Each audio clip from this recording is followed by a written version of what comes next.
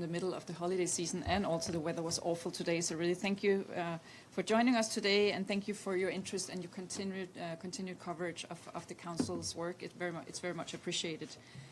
I think you will all agree that Denmark assumes the presidency of the Security Council at a time of deep uncertainty for international peace and security.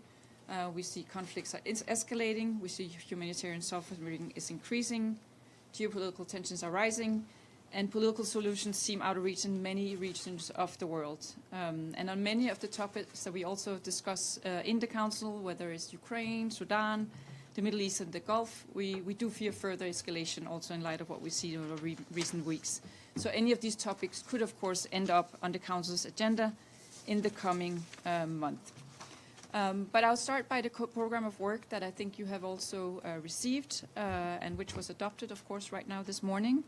You will see that we have not overburdened the agenda. We all say this at presidencies, but we also know that there will be unfortunately, a lot of extraordinary meetings on the Council agenda, so we are happy to leave space for that, and in particular in the light of some of the ongoing crises that I just mentioned.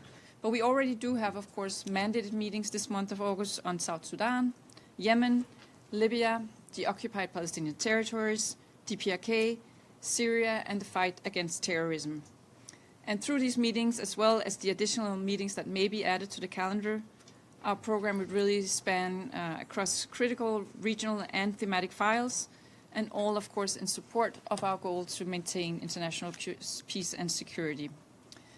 We believe, I hope you agree with us, that Denmark has been a consistent member throughout our term, consistent in our demands for international law, including international humanitarian law to be upheld without exception, and consisting in upholding our priorities on women, peace and security, and climate, peace and security. And you will also see focus on these issues during our presidency month. So this month, the way we have shaped the program, we hope that it will very much reflect the key issues we've sought to progress as an elected member. It's been a little bit more than a year and a half now. So as our membership throughout our term.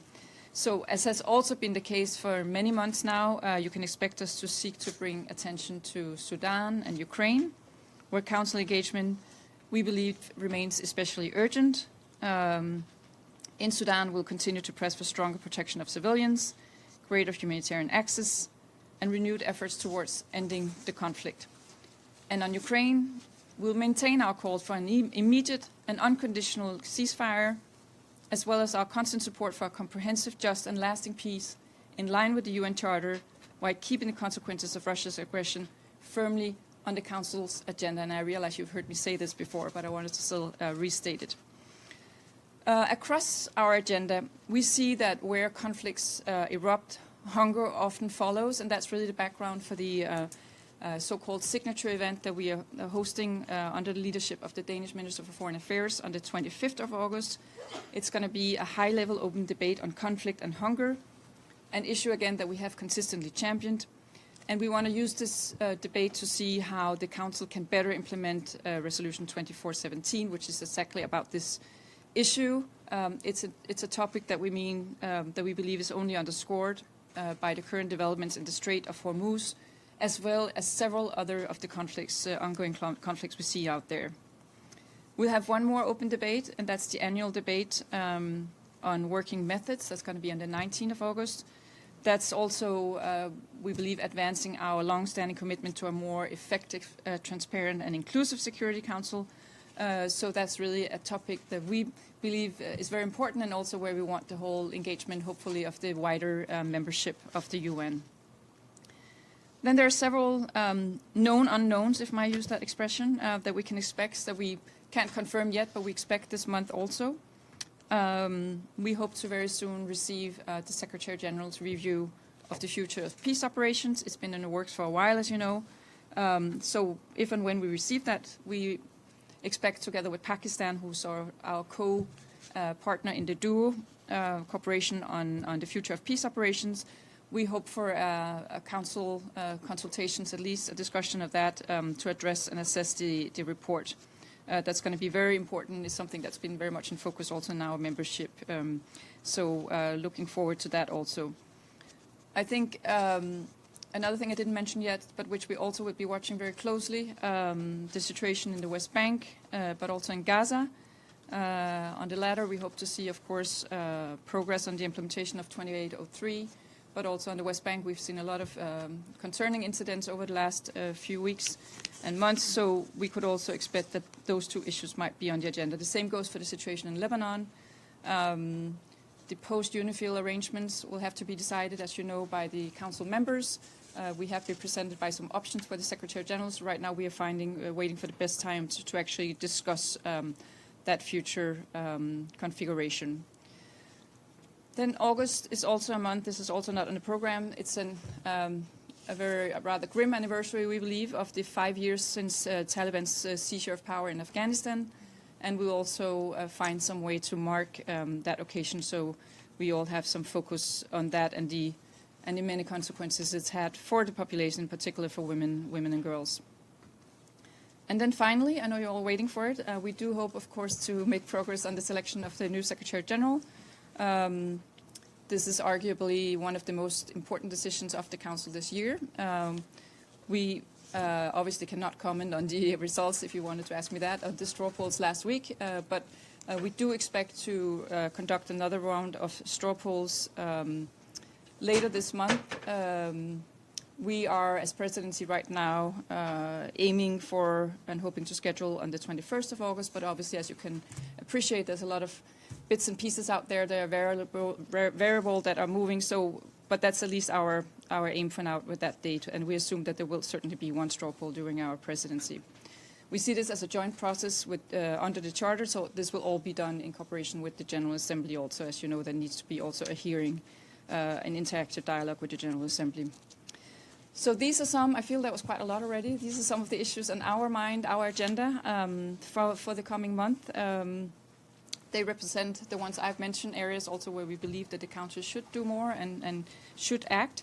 And at very least they direct our continued attention. So this is something I can promise you for this month. As presidency, we'll continue to work for solutions and also remaining very strong in our principles.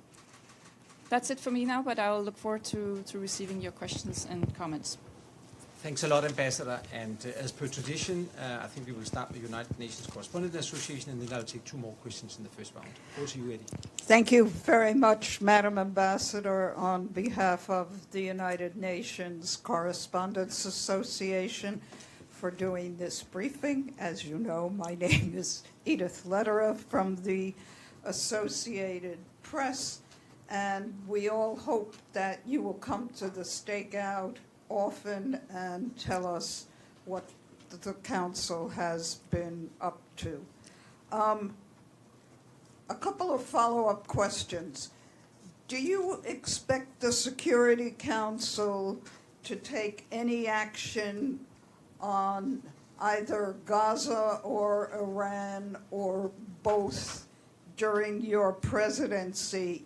And I know you said that the second straw poll will be in late August. Is there a date that we might? I know you said the 21st. Is that pretty certain?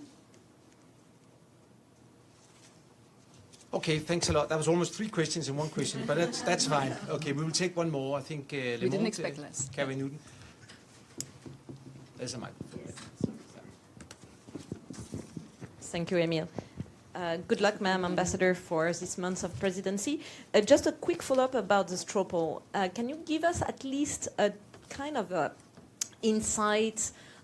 Is there some discussions on margin of the straw poll plan between members? What's the atmosphere? Are you excited? Is there some excitement, or is there some huge division? I mean, give us a little bit of the color behind the scene, please. Like that question. Yeah, I think we can take one more. Yeah, let's have one more in the first go. In the middle there, press blue. Thank you. This is about your signature event. Wondering if you could talk more on what you aim to achieve with the theme you've intended, you want to focus on. Usually when countries hold this debate, at the end of the day, it's just 3 hours of conversations. What exactly do you want to achieve with this? And secondly, still on that, the Secretary General mulled over some sort of mechanism that would aid food, fertilizers, energy supply, and other commercial goods through this Strait of Hormuz. Are you in conversation with the Secretariat about this? Would this signature event have any thing in moving this forward? Just to talk about that initiative of the Secretary General and if you're working with him too. Thank you. Thanks a lot, everyone. Excellent, and also thanks for not posing me easy questions. So thank you, Edith. And coming to the stakeout, I would love to do it as much as I can. We should preferably agree before I do that. So that's always a little bit the challenge here. On Iran and Gaza, as I said, I expect both of them to be on the council agenda. If I expect action, the UN as well as me, it might be difficult to actually agree on action, but we still believe it's extremely important to have these issues and discuss them on the council's agenda and to see what we can do. I think on Gaza, we were obviously on the council. We adopted Resolution 2803, which also established the Board of Peace. 8 months have passed since then, so we were happy to hear last week that there seems to be now an agreement on the disarmament of Hamas and the withdrawal of Israel from Gaza. But at the same time, we also heard about new attacks and casualties, it seemed, yesterday in Gaza. So it's certainly one of these issues where I think we need to continue asking questions, also in particular on the entry of on the humanitarian access, one area where we've had many concerns.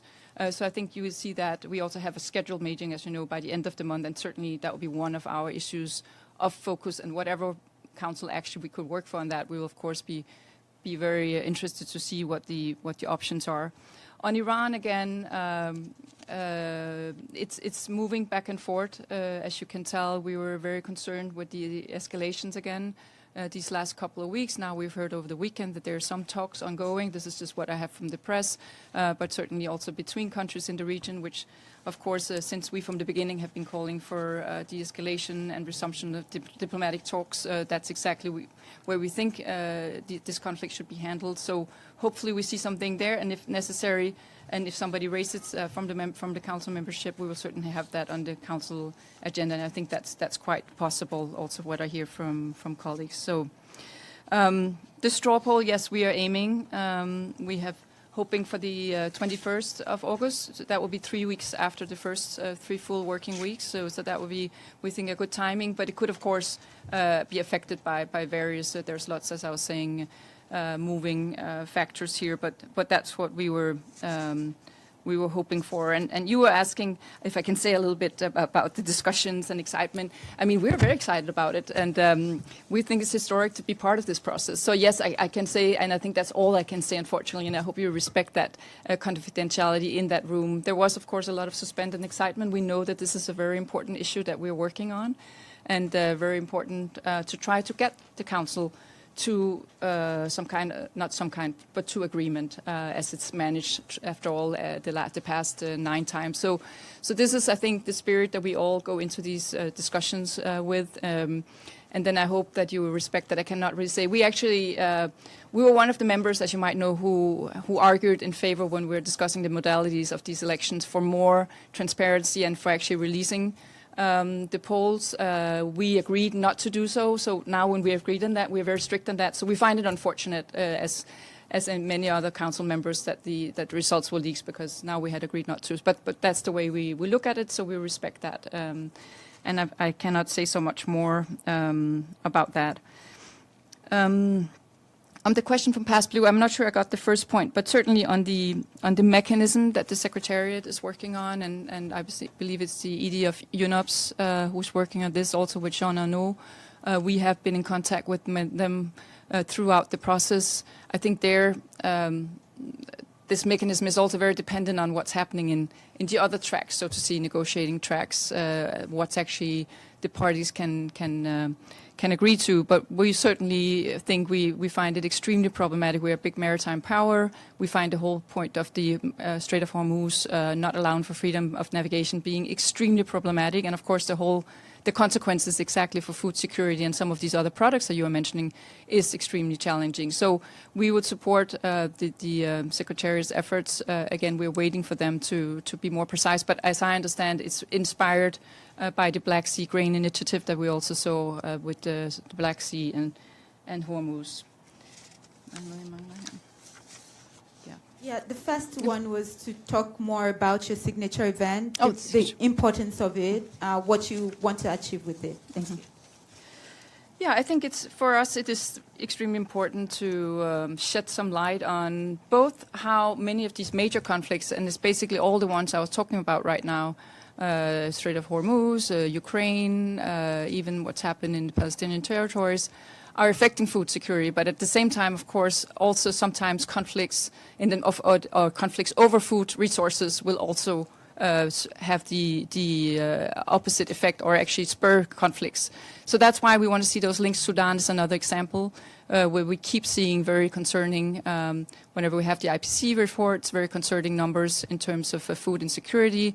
Same with the recent numbers in Gaza. In spite of being almost more than 8 months, actually since 2803, we still see some extremely concerning. It's been improving a little bit, but still very concerning.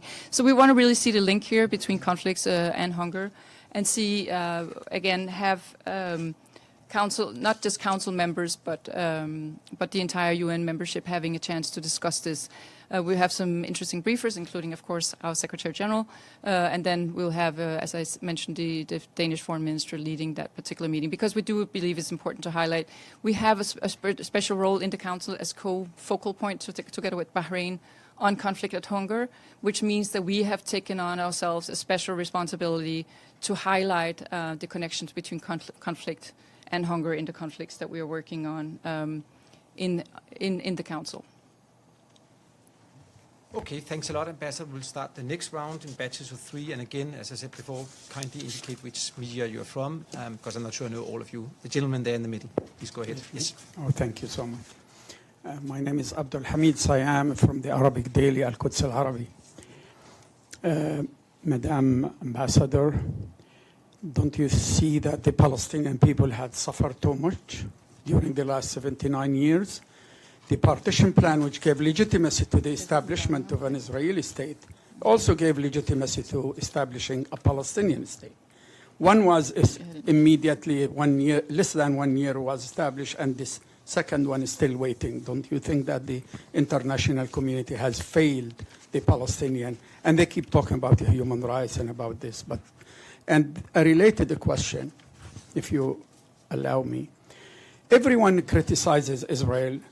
He's been attacked, from Vanessa Fraser, children in armed conflict, to Karim Khan, who was fired, to Pramila Patten, who talked about sexual violation of Palestinians, to Francesca Albanese. Do you see there is a major superpower standing for every UN official who criticizes Israel to stigmatize that person, so to scare others? Thank you very much. Okay. And Lazzarini, of course, yes, yeah. Okay, thanks a lot. I'll take 2 more, but basically questions on two-state solution and on some of the special rapporteurs. So the next one is the gentleman there. Yeah, please. Thank you, Madam Ambassador. My name is Volodymyr Ilchenko, National News Agency of Ukraine, Ukrinform. You've identified Ukraine as one of the priorities of your Security Council presidency this month. You also said that you would call for an immediate ceasefire. Could you elaborate on that? In your view, what are the most urgent aspects of Russia's war against Ukraine that the Security Council should address during Denmark's presidency? Thank you. Okay, thanks a lot. And one more, Ephraim from Arab News. Thank you so much, Emil. Thanks, Ambassador.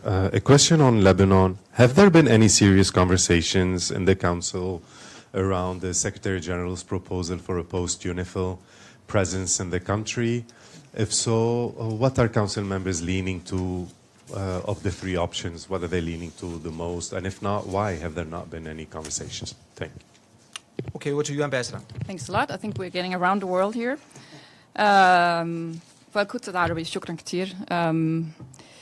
I think you can always talk about suffering, and I think this is a conflict. It's a larger philosophical issue. We have been talking about this conflict for many, many decades, and there's been suffering on both sides. Obviously, we also saw a lot of suffering on October 7th, but we've seen some immense suffering in Gaza in particular after October 7th, and also what's happening in the West Bank, which is exactly why we would like to keep having these conflicts on the agenda, for the Council to discuss it, but also to keep reminding the whole world that these things are going on, and we need to not forget about it. I think it's important what happened last year also with the New York Declaration, where a large share, was it 149, 150 countries supported that French-Saudi-led initiative, including Denmark, of course, and where we also again put up some very clear principles, and that we all want to see a two-state solution coming out of all of these processes, which obviously have been made much more difficult by the recent conflicts over the last few years. But that's still our aim. That's still what we're working for. That's also what we're working for as Denmark. And we have also said, as many other, there's been some recognition already of Palestinian state. We've said we're ready to recognize once a number of conditions are fulfilled. Having said that, on the various, you are mentioning various UN officials. Of course, some of them, there's a little bit of difference between some of these officials. Some are sort of UN officials speaking for the UN. Some are more independent rapporteurs who speak also in their personal capacity.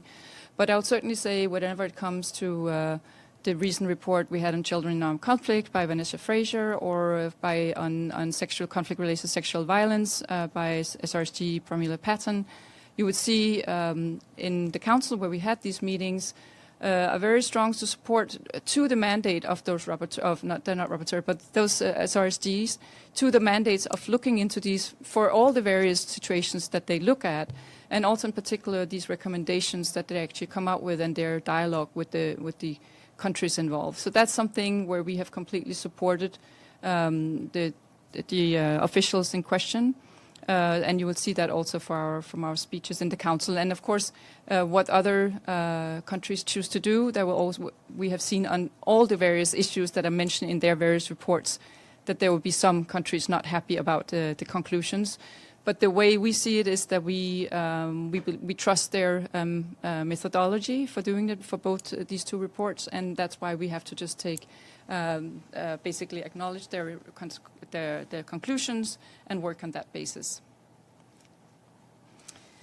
Ukraine.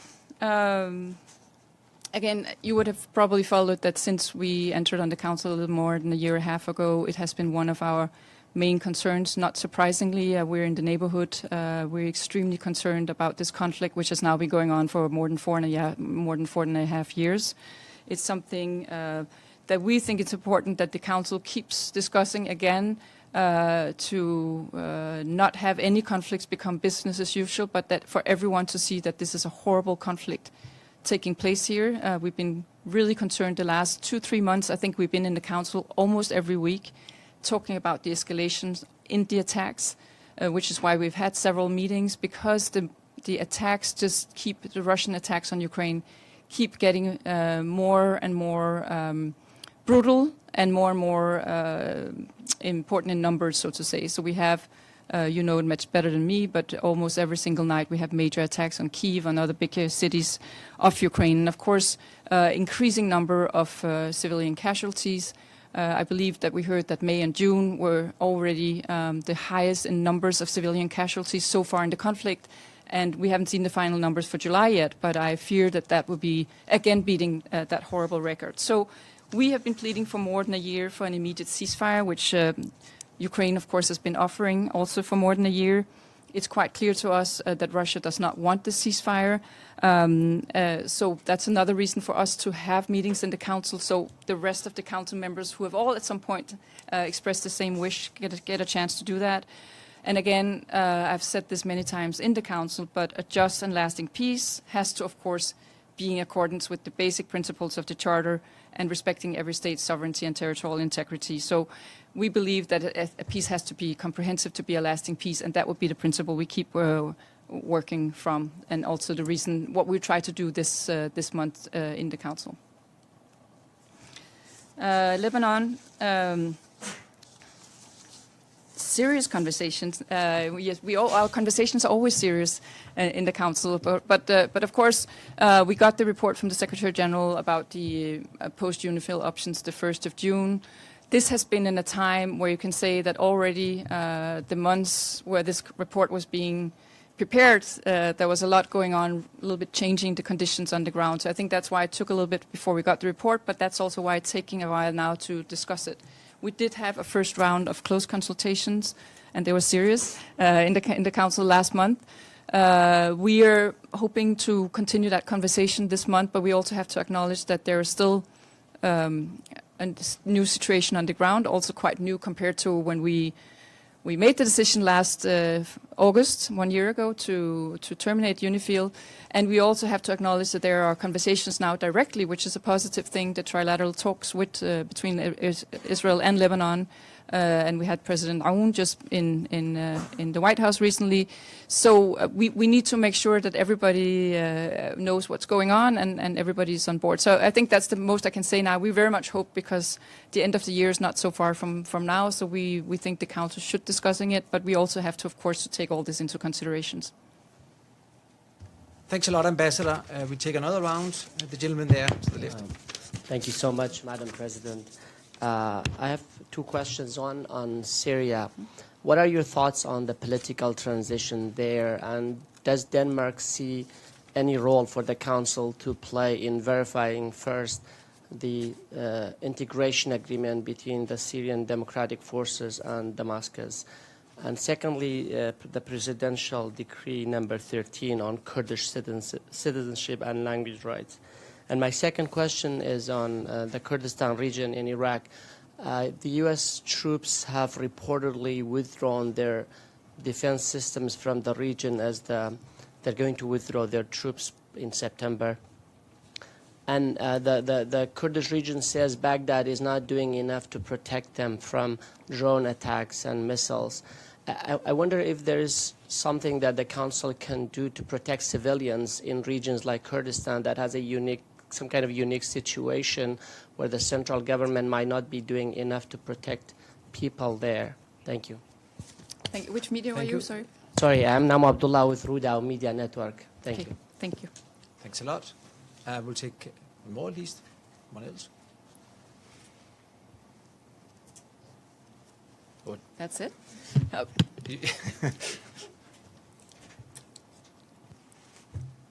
If you give me another question, just I'll think about it. If we tell you about what it is, then I'll think about it. just a quick follow-up on the next straw poll. Do you expect, I was sure it was going to come. Yeah. Do you expect the Council members to do color-coded voting in this round? All right. Well, first to Syria and the Syrian transition. And again, we never want to be too optimistic in this business. And Syria has been through a horrible 14 years of internal civil war. Basically started as an uprising, but that's what it developed into. And I have to say, we've been quite cautiously but positively surprised by the developments in Syria since the 8th of December 2024. We went as a council to Syria to actually show our support in the sense that I think Syria is one of the topics on the council agenda after the fall of the Assad regime, that there is relative agreement. I say relative because we never agree on everything on the council, and that's how it is, on trying to support this new transitional government and the new Syria, as they call it, but also, of course, keeping them up to their own principles and the principles we have all set out, of course, in the resolution that's still in place. So that's one of the reasons we went to Syria. That's also, I understand, not completely, but almost the same reason also the Secretary General just went last week. We also talked to him as council members after he came back, and he was also quite positive. what we've been focusing on is to keep the territorial integrity and sovereignty of Syria, but we also keep reminding of some of the principles about inclusive government and transitional justice. We just had Carla Quintana in town 2 weeks ago talking about the missing persons file, and we had the 2 heads of the Syrian commissions also here on transitional justice also. And of course, all of that includes the question of inclusion of the Kurdish communities in the transition process. And I think we have been quite impressed that it was possible to make the deal, Decree number 13, including also the question of citizenship. Having myself served in Syria before the war and during the beginning of the war, I know how much that was an issue for the Kurdish population there, the question of citizenship. So that seems to us to be a good development. So again, we want to encourage the very positive step we've seen by the new Syrian transitional government and try to help them as much as we can as a council. And I think on this issue, we might actually have a little bit more traction, since we pretty much agree on what needs to be done here. We don't want to see another failed state in the Levant, and we're happy for the Syrian people that there seems to be a different way forward right now. On the color-coded, it's typically something that happens in one of the later rounds. We have not sort of agreed on when that would happen. I think that would normally happen if we're sure that the next round is close to something where we have a final candidate that we can all agree on.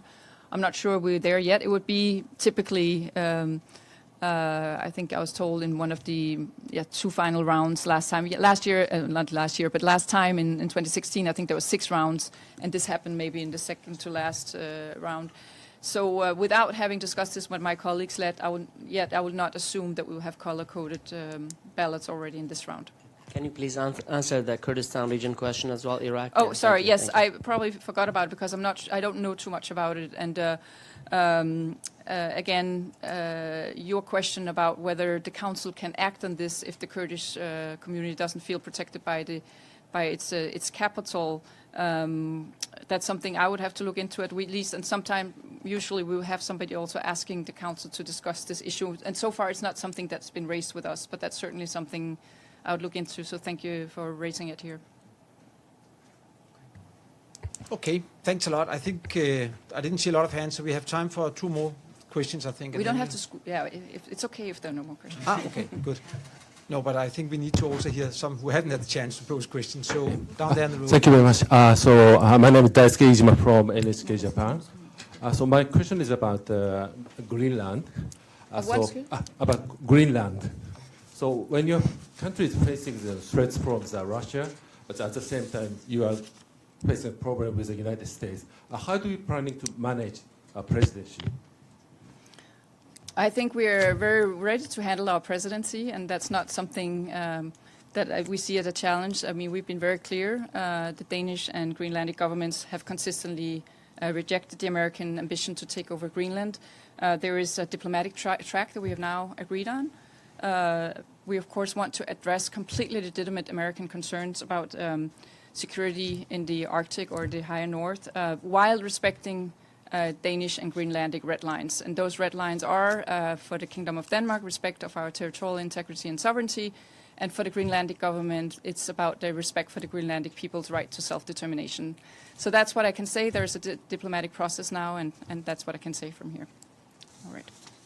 Okay, great. Thanks a lot. I think one last question, and then we bring it to a close. Get the second chance. Thank you again. Your country has an office for Palestinian representation in Copenhagen for many years. You have good relation with the Palestinians, I know that. But how can you keep delaying recognizing the Palestinian state? Thank you. The way my government has seen this is that we want to do recognition whenever we feel it makes a difference. And for a long time, we were sort of affected by one side in the conflict. Now we've said very clearly last year, this was in connection with the New York Declaration, that this is up to the Palestinians really to decide. We would recognize as independent Palestinian state once certain conditions are met. Those include reform of the PEA. Those include, this was also during the conflict in Gaza, the release of all the hostages we had. We have several conditions that are out there. So we basically say now this is in the ball of the court of the Palestinians, and that's when we will look into recognition. So there's no new on our recognition right now. As you said, we've had a Palestinian representative office, which was a couple of years ago enhanced to ambassador level in Copenhagen for years. And the question of recognition is something we continuously look into and assess and evaluate. Thank you. The question online. We don't have any online. That's interesting because I was told we didn't have online. We don't have online, so I'm a bit surprised to hear that. All right, I think we decided to just have questions in the room today. Only questions for the room. Yeah. So So that was the we'll way bring it was that to set the up close. today. But thank you so much all for coming out once again. Hope to see you a lot this month in spite of the summer month. That's, at least you would be here, that's great. And looking forward for your cooperation this month. Thank you so much. Thank you. And can I just say, if you want to be on our distribution list, I need your business cards. Thank you. Yes, you can. Yeah, okay, I think